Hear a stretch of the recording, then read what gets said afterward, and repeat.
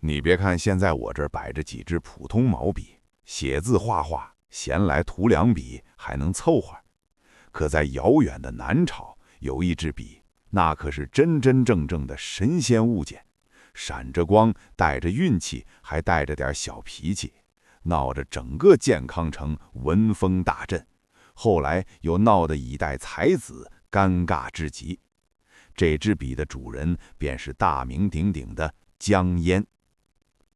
说起江淹年轻时候啊，那可真是个穷书生，家里不算富裕，人却聪明，爱读书，也爱写点东西，可就是差点口气。写出来的文章说好听叫朴实，说难听就是平平无奇，扔进书堆里连个水花都飘不起来。他自己也郁闷，天天抱着书卷叹气，觉得自己空有一身才学，却没那个运气，没那个灵气，就像厨子有锅有灶，偏偏缺了一把好火，怎么烧都烧不出香味儿。那时候的江淹还没什么名气，走在街上就是个普通读书人，连酒楼里说书的先生都懒得听他吟诗作对儿。他穷的连只像样的毛笔都舍不得买，天天攥着一支旧笔，笔毛都秃了好几寸，写起字来涩得很，就连心里的话都像是被这破笔卡住了，半天挤不出一句漂亮话。就这么郁郁寡欢了一段时间，奇事就这么撞上门了。某一天夜里，江淹读书读得累了，趴在书案上迷迷糊糊睡过去。这一睡可就睡进一场神仙梦里了。他梦见自己走进一片云雾扰绕的地方，远远飘过来一位神人。这位神仙模样极是潇洒，衣袂飘飘，周身带着淡淡的霞光，一看就不是凡间人物。江淹当时吓得赶紧行礼，心里直打鼓，不知道自己是撞见了哪路仙尊。那神人也不啰嗦，直接从怀里掏出一支毛笔，递到他面前。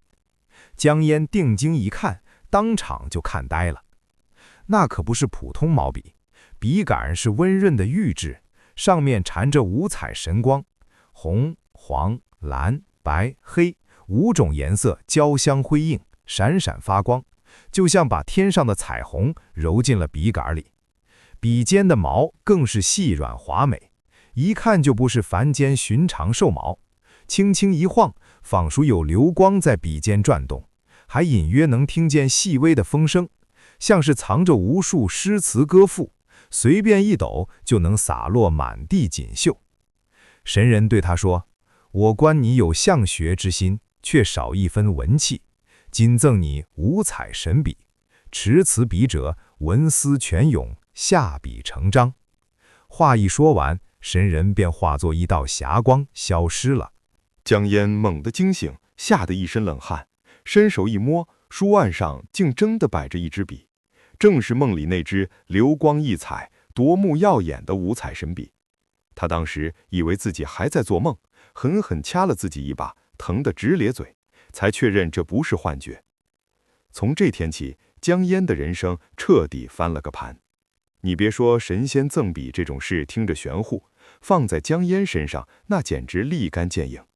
以前他写文章挤半天挤不出一句，自从拿了这支五彩神笔，只要笔尖一沾墨，脑子里就像打开了无数个闸门，灵感哗啦啦往外涌，挡都挡不住。心里想什么，笔下就出什么，词藻华丽，意境精妙，就连他自己都惊讶，这字这句真是自己写出来的吗？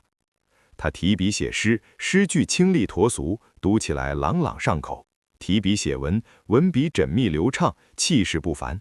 就连随手写的一封信都能被人传抄诵读，惊为天人。一时间，江淹的名号在健康城传开了。原本不起眼的穷书生，一夜之间变成文坛新星，王公贵族争相结交，文人墨客纷纷讨教，就连当朝官员都对他赞不绝口。大家都说江郎才华横溢，千古难得，以后必定是一代文宗。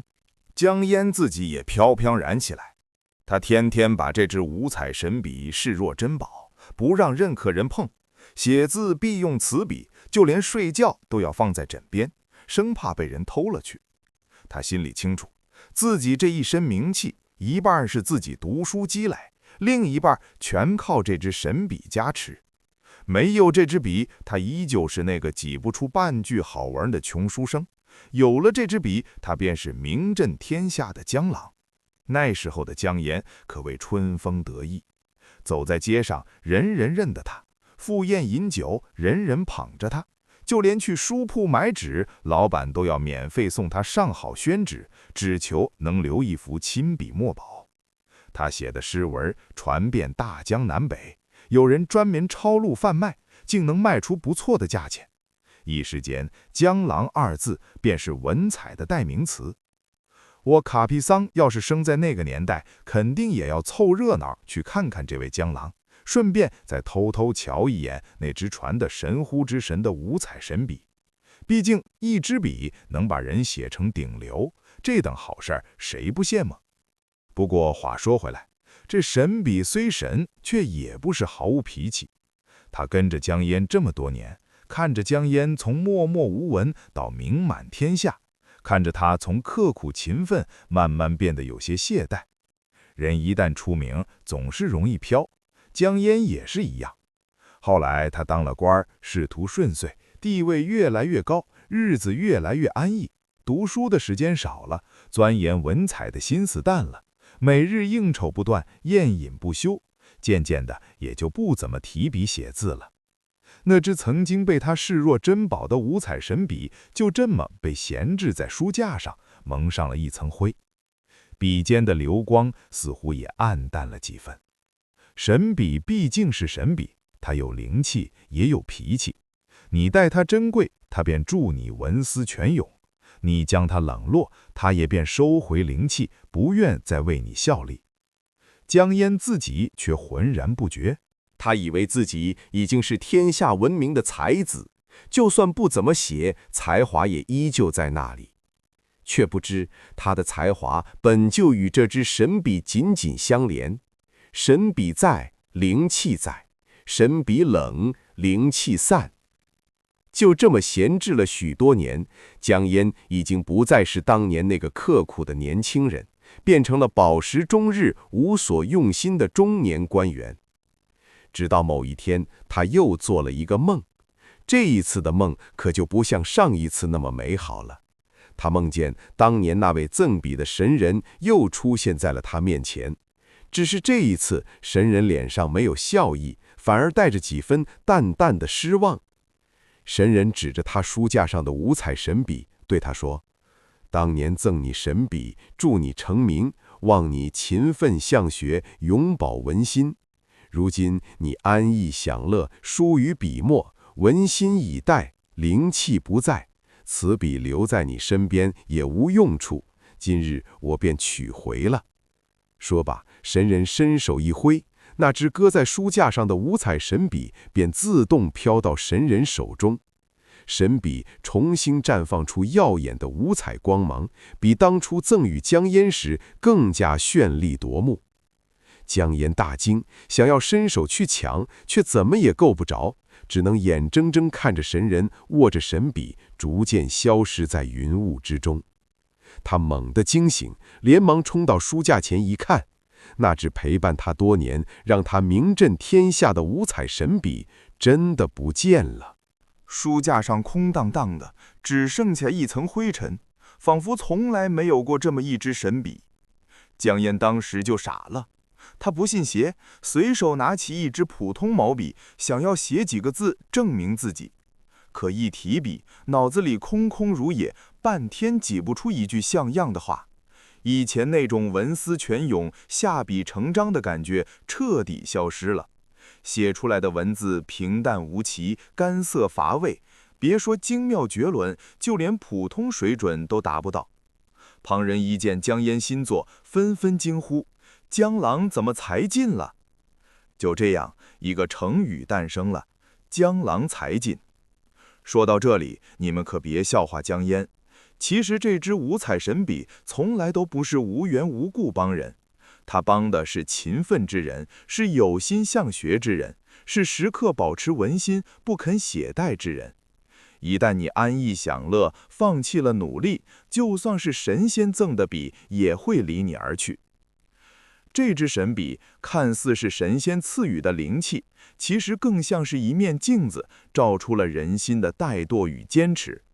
他在江淹年少穷苦、勤奋好学时出现，助他一臂之力，让他的才华得以施展；又在他饱食终日、疏于学问时离去，告诉世人，再好的天赋、再好的运气，都抵不过长久的坚持与勤奋。若江淹一直保持年轻时的刻苦，一直珍惜这支神笔，一直笔耕不辍，或许这神笔便不会离去，他的才华也不会就此枯竭。可惜世间没有后悔药啊！人一旦飘了、懒了，原本属于自己的光芒也就慢慢熄灭了。你们想想，这么一支有灵性、有脾气的五彩神笔，在南朝闹了这么一场大戏，从捧起一位才子到见证他才尽，简直比市井里的戏文还要热闹。它不仅仅是一支写字的毛笔，更是一位严格的老师，一位通透的智者，告诉我们，无论有多少天赋、多少运气，都不能丢掉最初的勤奋与坚持。后来，民间关于这支五彩神笔的传说越传越玄。有人说，它被神仙收回天上，成了文曲星案头的宝物；有人说，它又飘落人间，寻找下一个勤奋好学的穷书生；还有人说，只要心怀虔诚，刻苦读书，便能在梦中与它相遇。我卡皮桑倒是觉得，这支神笔从来都没有真正离去。它藏在每个人的心里，藏在那些坚持不懈、不肯放弃的人手中。只要你肯努力、肯用心、肯坚持，你手中的普通毛笔也能变成属于自己的五彩神笔，写出属于自己的精彩人生。